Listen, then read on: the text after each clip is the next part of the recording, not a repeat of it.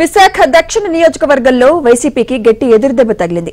బ్రాహ్మణ కార్పొరేషన్ మాజీ చైర్మన్ సీతంరాజు సుధాకర్ టీడీపీలో చేరారు. దీంతో వైసీపీకి ఓటమి భయం పట్టుకుంది. వై నాట్ 175 అని వైసీపీ అధినేత పెద్ద ఎత్తున ప్రచారం చేస్తుంటే నేతలు మాత్రం చల్లగా జారుకుంటున్నారు.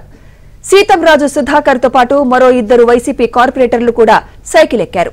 తాజాగా వైసీపీకి చెందిన కీలక నేతలతో పాటు మరో 5 కార్పొరేటర్లు కూడా పార్టీకి రాజీనామా చేసి సుధాకర్ కు మద్దతుగా టీడీపీలో చేరుతారనే ప్రచారం జోరుగా సాగుతోంది.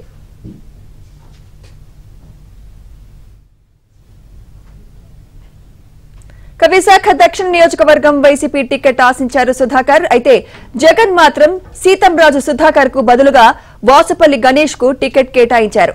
దీనిపై సుధాకర్ తీవ్ర ఆగ్రహం వ్యక్తం చేస్తున్నారు. గతంలో ఎమ్మెల్సీగా పోటీ చేసిన సమయంలో పార్టీలో కొందరు వ్యక్తులు వ్యతిరేకంగా పనిచేయటం వల్లే ఓడినట్లు ఆవేదన వ్యక్తం చేశారు కూడా.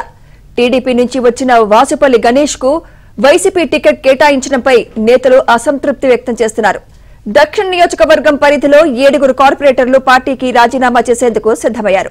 కీలక నేతలు ఇలా పార్టీకి గుడ్ బై చెప్పడం వైసీపీకి కోలుకోలేని దెబ్బ.